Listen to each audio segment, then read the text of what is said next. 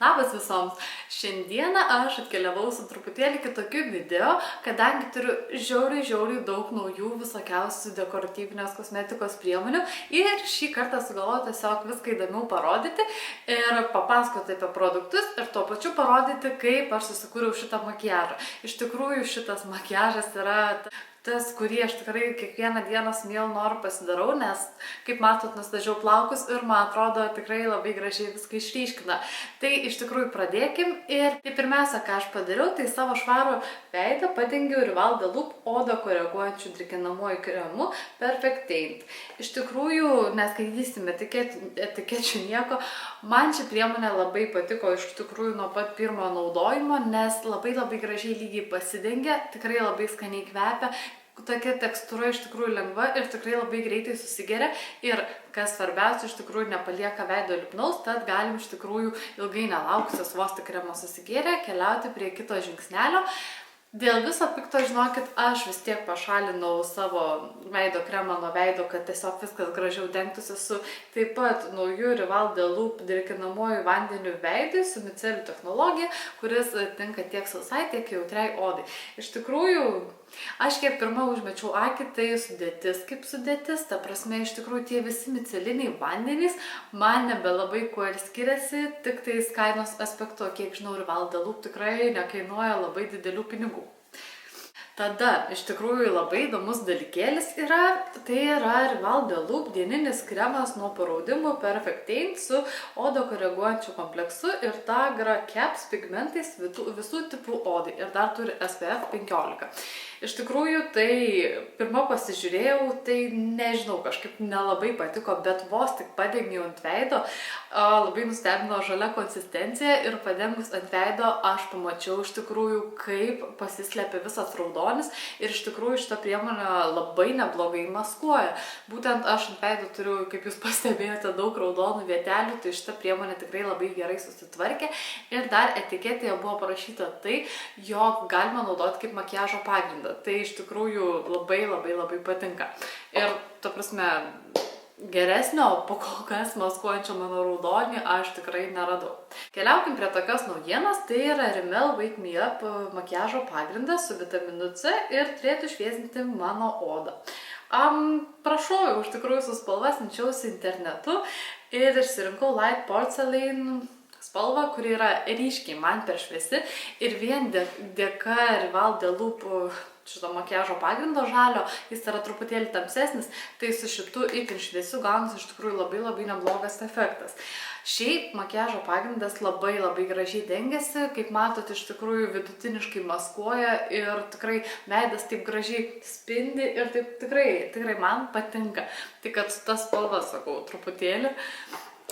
Tada aš savo veidą padengiau taipogi naujų Rimmel Wake Me Up maskuoklių ir iš tikrųjų galiu pasakyti, jog man iš jo maskavimo norėtųsi daugiau, nes aplikuoti man teko netgi 2 kartus, kad tikrai paslėpčiau savo pamėlusius paakius ir dar kelias vieteles, kurios liko ant mano veido. Tačiau iš tikrųjų sklaidosi gerai, nesubėga į raukšleles ir tikrai iš tikrųjų man patiko. Kaip visuomet labai gaila, jog mes esam ta šalis, kurioje daug naujienų iki mūsų net keliauja. Tada savo veidą padengiau savo jau pačią mėgstamiausią biure pudrą ir ne naujieną, tai yra La Maf biure pudra tiesiog paprasta ir ji yra tikrai labai taupi. Aš ją jau naudoju nuo kokio lapkričio mėnesio, jeigu aš nesumeluos, ir jos dar liko pusė. Ir tikrai vienintelė, kuri man padeda išlaikyti mano T-zoną kaip įmanoma ilgiau neriebę. Tai tikrai labiausiai turbūt rekomenduojamas daiktas iš visų. Dar daug kas gali nustebėti, kodėl aš biure pudrą tvirtinu su savo makiažo kempinėle.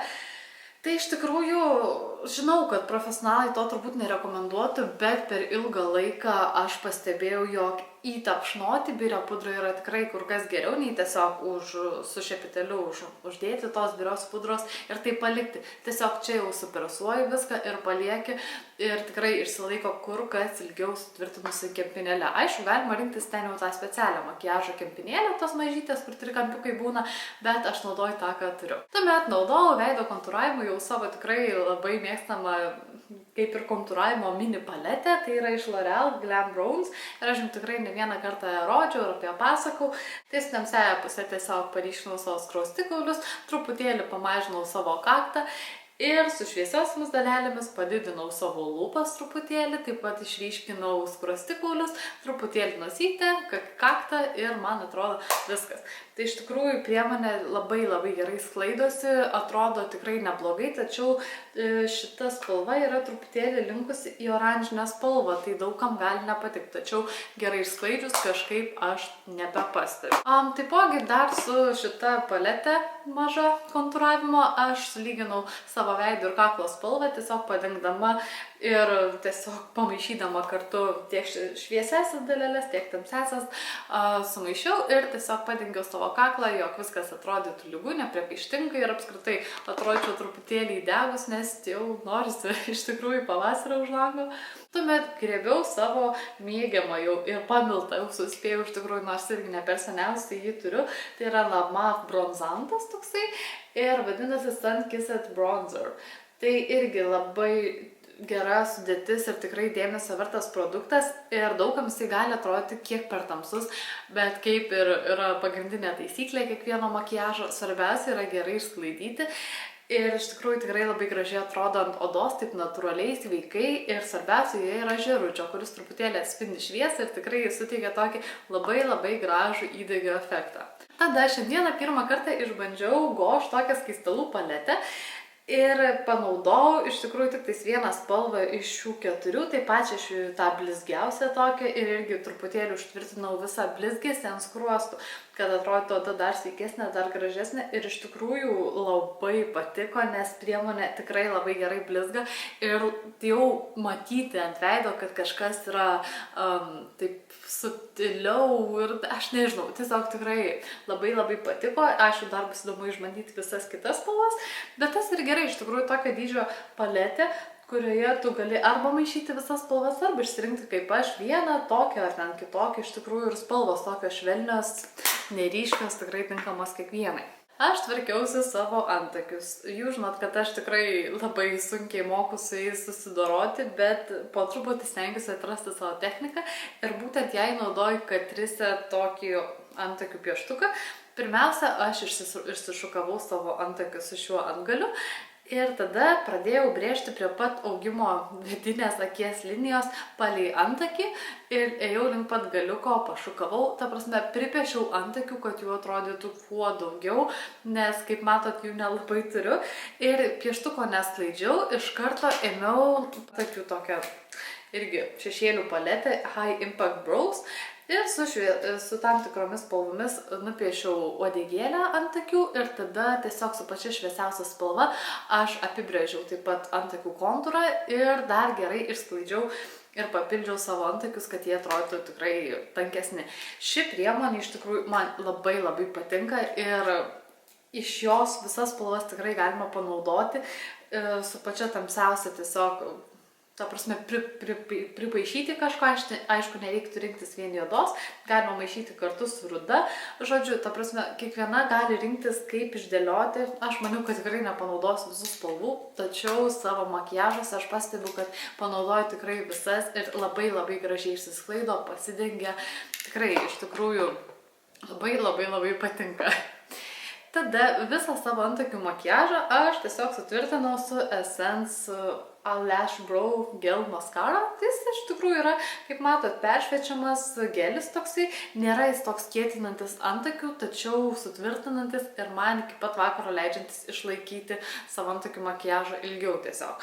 Šią priemonę aš turėjau ilgą laiką, tačiau kažkaip tik dabar pradėjau naudoti, tai man tokia kaip ir lengva naujiena iš tikrųjų. Tada pasiėmiau naujuosius H&M šešėlius, kreminiai tokie, ir mano turima spalva vadinasi Dauphine Truffle. Ir tokie iš tikrųjų labai, maniau, kad bus tamsus, tačiau tikrai tokie nėra.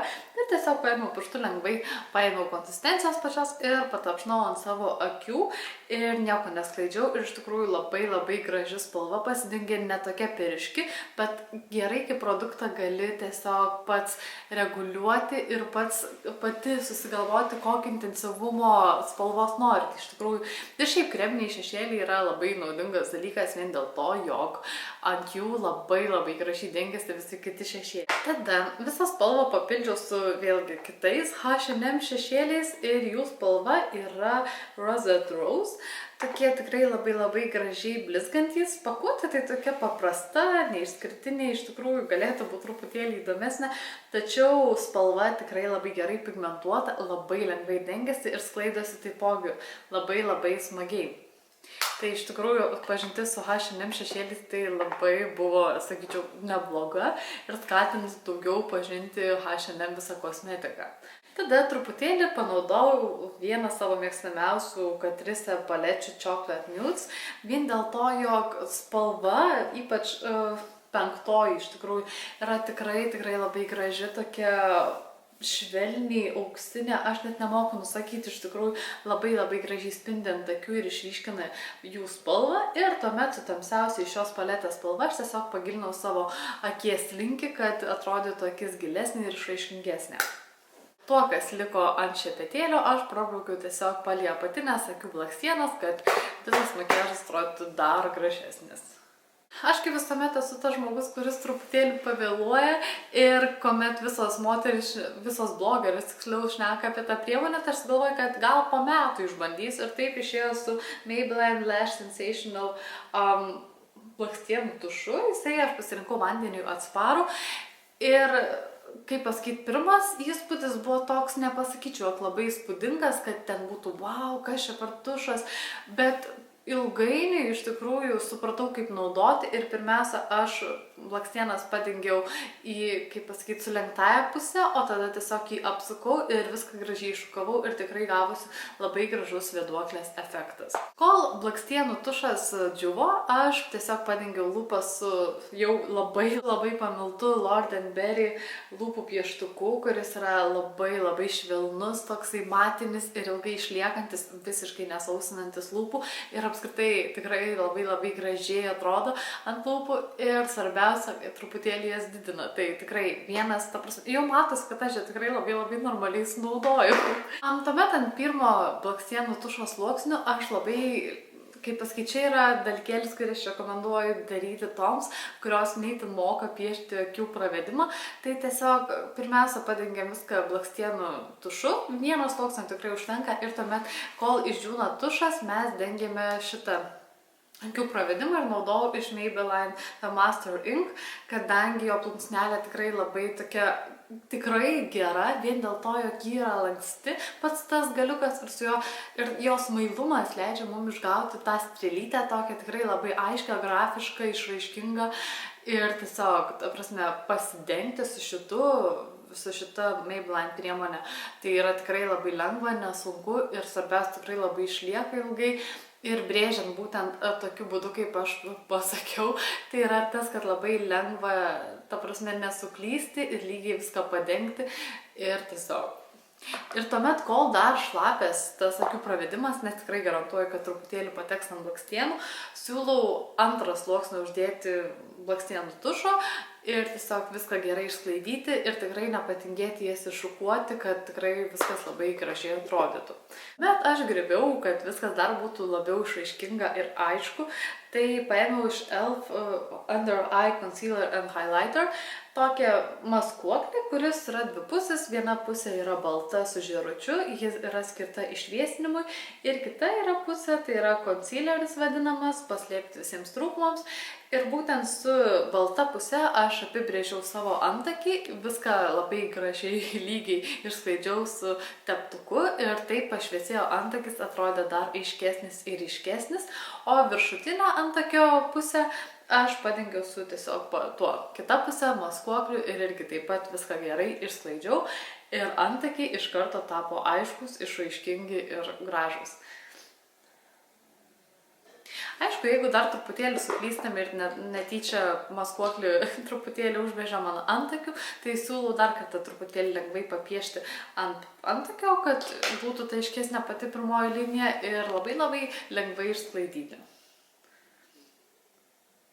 Ir viskas, merginos, toks buvo paprastas makiažas ir tikrai priemonės visos naujos labai patiko ir dabar jau galėsiu jas toliau naudoti, nes mėginau gal po kartą kai kurias tiktais, kai kurias jau daugiau, bet tikrai iš tikrųjų ir makiažo pagrindas patiko ir šitas Rival de Look tai puikiausiai susidoroja su visom mano raudonom vietelėm ir apskritai iš tikrųjų labai patinka man šitas mano makiažas, nes tikrai galbūt kiek ryškokas kasdienai, bet Dieve kartą gyvenam, tai kodėl ne. Tai iš tikrųjų noriu vėl padėkoti jums visoms už dėmesį, kaip ir sakau kiekvieną savo video. Tikiuosi jums šis video patiko, buvo naudingas, kažką sužinoti apie priemonės, o galų gale apie jas visas jau galėsite neužilgo skaityti mano apžvalgas, kadangi jau parodžiau, kaip jos veikia, dabar belieka tiesiog dar truputėlį patestuoti ilgiau, kad nusistatyti jau tam tikrą nuomonę. Ir tiesiog apie jas papasakoti ir tada jūs apsispręsti, jums jų reikia ar nereikia. Tai iš tikrųjų viskas. Šiam kartui tiek ir sakau visoms iki pasimatymo.